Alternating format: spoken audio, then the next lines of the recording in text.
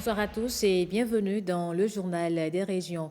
La directrice départementale des affaires sociales et de la microfinance de Lomé vole au secours des enfants en situation difficile dans la commune de Dangbo. Elle leur a offert des kits scolaires. La cérémonie de remise avec Michi Elegbe et Nathalie Doris Oulabi. Des fournitures scolaires, des tissus kaki et des sacs. Un kit complet qui remet le sourire sur les lèvres de ces enfants issus de familles démunies. Le geste émane de la direction départementale des affaires sociales et de la microfinance de l'OME qui n'en est pas à sa première action. L'année dernière, c'était 20 enfants que nous avons identifiés par commune. Cette année, c'est 25 par guichet unique de protection sociale.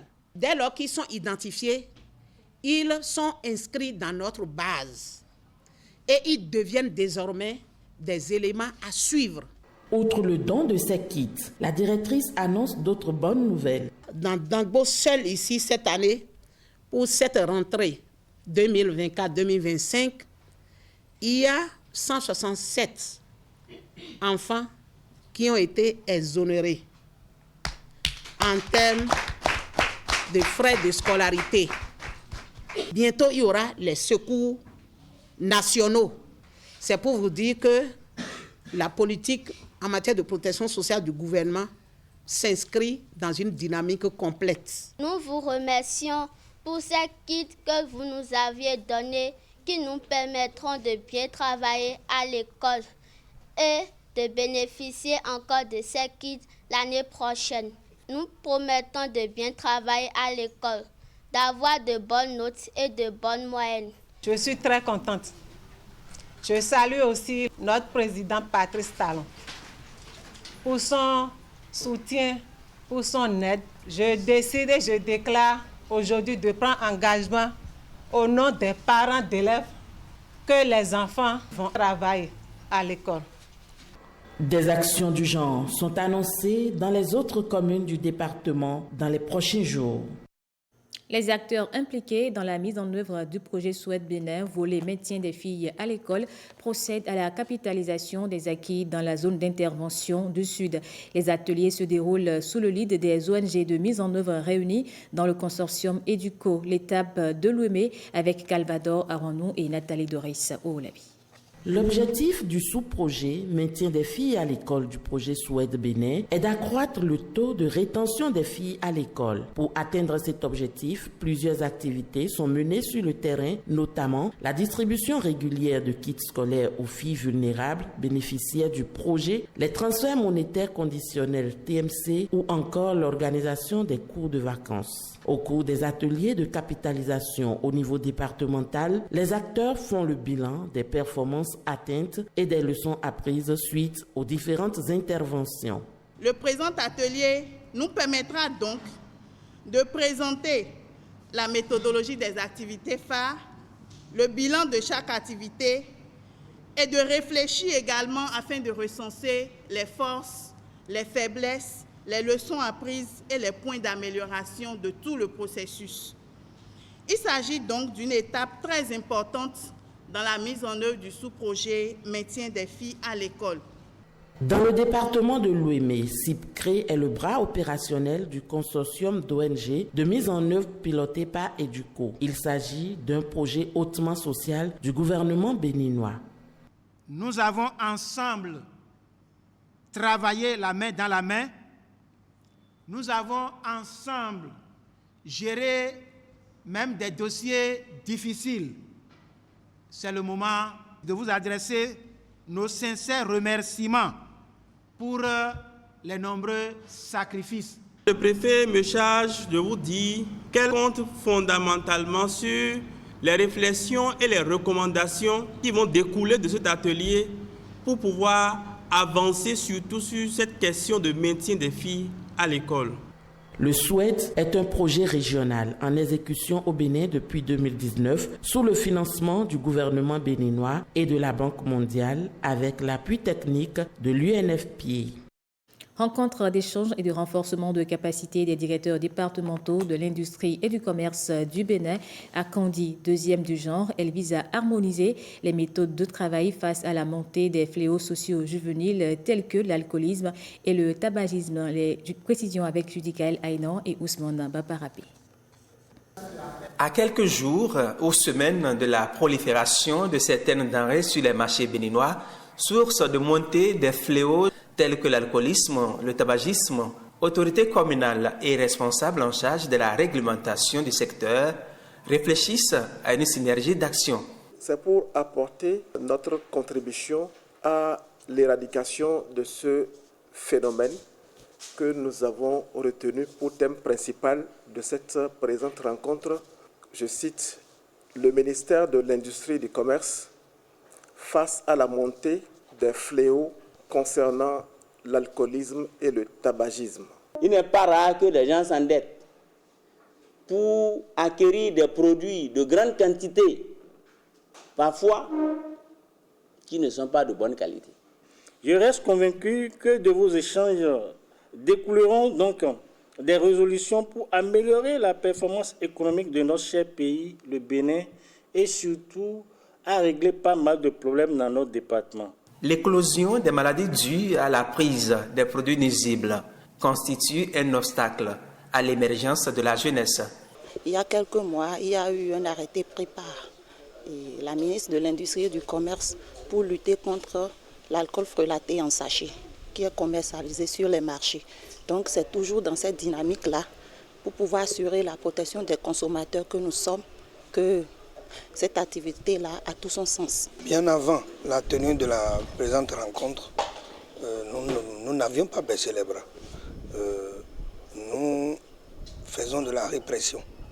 Mais face à l'ampleur du phénomène, nous nous retrouvons pour également échanger afin de voir si la répression est la meilleure solution. Face à l'accroissement des denrées de qualité douteuse sur le marché, les consommateurs sont invités à la prudence. Les journées portes ouvertes sur la gestion intégrée des ressources en eau au Bénin ont pris fin. Durant 2 jours, les participants ont eu droit à plusieurs communications à travers différents panels et des visites de stands par des étudiants spécialisés dans les recherches en eau. Gilles Dansou, Ernest Tétégou et Brice Menayi pour les précisions. Ils sont ici en pleine visite des stands installés dans le cadre des journées portes ouvertes de la GIR Bénin, gestion intégrée des ressources en eau. Ils sont pour la plupart des étudiants ayant comme spécialité les questions liées à l'eau. Nous avons déjà vu le concept de GIR en cours, mais cette journée nous a permis de découvrir réellement les avancées dans le secteur, de nous permettre d'appréhender réellement ce qui se fait de façon concrète et non théoriquement. Nous avons découvert par exemple que en matière d'avancée sur la GIR, le Bénin est à hauteur de 75%. Nous sommes d'ailleurs deuxième de la sous-région après le Burkina Faso. Nous avons découvert assez de matériel qui utilise la DGO pour les sondages, pour la mesure des hauteurs d'eau dans les fleuves avec le linéomètre automatique. Le réseau des femmes professionnelles de l'eau et de l'assainissement prend une part active à ces journées. À travers les panels, les communications, nous avons pu comprendre que au niveau du Bénin, beaucoup de choses se font en matière de GIR, c'est-à-dire en matière de gestion intégrée des ressources en eau. Cela nous a quand même permis de voir qu'il y a des avancées, principalement au niveau de l'ODD 6 qui vise à garantir l'accès à tous à l'eau et à l'assainissement et une gestion durable des ressources en eau. L'eau, une denrée précieuse qui manque à certains endroits de la planète, d'où sa préservation. Dans le cadre de son programme Église verte, l'archidiocèse de Cotonou organise le lundi prochain à Lokossa une conférence épiscopale. Elle va servir de cadre d'échange avec les responsables diocésains de l'enseignement, de la catéchèse, de l'Union du clergé béninois. Ils vont définir un plan d'action à mettre en œuvre pour impacter tous les chrétiens. Un responsable en parle au micro de Ayelodjou Amoussou. Il y a la lettre encyclique Laudato Si et l'exhortation apostolique Laudate Deum. Et ce sont des documents de l'Église et qui parlent d'un thème bien déterminé, l'écologie.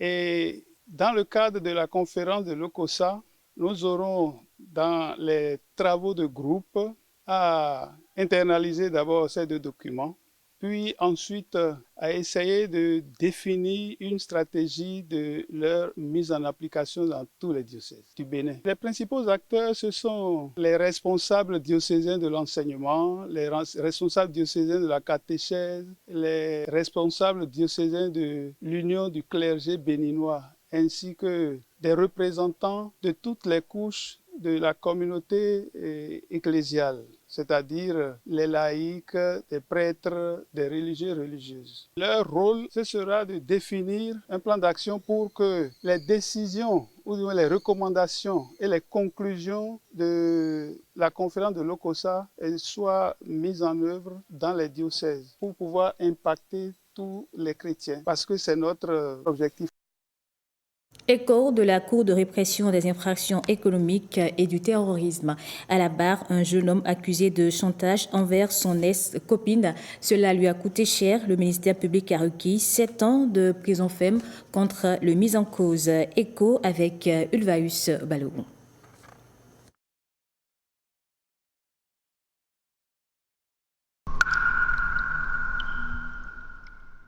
C'est une maladie infectieuse qui se développe lentement et détruit progressivement les tissus durs de la dent. Au début, je sentais les maux de dents et par la suite, j'ai remarqué que ma dent a commencé par se trouer. Et par fini, j'ai du mal à mastiquer les aliments. En effet, les bactéries contenues dans le biofilm bactérien ou la plaque vont transformer les sucres issus des aliments et des boissons en acides. Ces acides vont progressivement dissoudre l'émail et la dentine de la dent. Ce processus évolue et va entraîner l'apparition d'une tache blanchâtre ou jaunâtre, l'apparition d'une cavité et après l'apparition de la douleur. Les causes de la carie dentaire sont multifactorielles. Premièrement, nous avons le facteur bactérien, c'est-à-dire le biofilm bactérien. On fait allusion aux bactéries cariogènes. Ensuite, nous avons le substrat, où là, on fait allusion au régime alimentaire, c'est-à-dire les sucres fermentescibles. Après, nous avons l'hôte, c'est-à-dire l'individu, le terrain. Et là, on fait allusion d'abord à son état général et aussi à des caractéristiques physiologiques, anatomiques de la bouche ou particulièrement des dents. Ces 3 facteurs que je viens de citer, c'est-à-dire les bactéries cariogènes, les sucres fermentescibles et les caractéristiques de l'individu vont interagir pendant un temps donné pour entraîner, initier et développer le processus carieux, d'où le 4e facteur, le facteur temps. Il existe plusieurs options de traitement de la carie dentaire. L'efficacité du traitement dépend du niveau d'évolution du mal. Si la carie est déjà installée, on procède au traitement curatif. Et ça dépend du stade d'évolution de la carie. Si ça n'a pas trop évolué, on peut déjà nettoyer la lésion carieuse, c'est-à-dire enlever les débris alimentaires, les tissus cariés et obturer la cavité carieuse par un matériau convenable. Si la carie a déjà évolué et a atteint par exemple la pulpe, on va dans un premier temps nettoyer, mais aussi on va dévitaliser la dent, nettoyer à l'intérieur de la dent et obturer. On parle de traitement endodontique. Mais dans les cas extrêmes, on peut être amené à carrément extraire la dent. Mais dans ce cas, lorsqu'on enlève la dent, il faut la remplacer par une prothèse. L'hygiène dentaire, la qualité du brossage, la mastication de chewing-gum sans sucre après les repas sont autant de moyens de prévention de la maladie. C'était plutôt un reportage sur la carie dentaire. Elle touche de plus en plus de personnes de nos jours. Et selon les spécialistes, plusieurs facteurs dont une alimentation riche en sucre augmentent chaque jour le risque. Heureusement, des méthodes de prévention existent. Je vous le disais, un jeune homme accusé de chantage envers son ex-copine et cela lui a coûté cher. Le ministère public a requis contre lui 7 ans de prison ferme.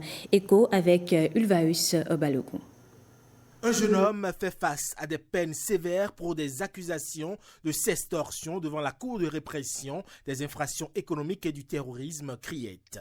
Accusé de harcèlement et d'escroquerie par le biais d'un système informatique, il aurait exercé un chantage sur son ex-petite amie en menaçant de divulguer ses photos intimes. La plaignante affirme lui avoir versé un total de 750 000 francs CFA pour éviter que les images ne soient montrées à son mari. Devant le tribunal, le prévenu a plaidé non coupable, niant la possession de photos intimes de la plaignante. Il affirme que l'argent reçu de sa part était une aide lors des moments difficiles et non une extorsion de fonds. Malheureusement pour lui, de nouvelles charges se sont ajoutées à son chef d'inculpation.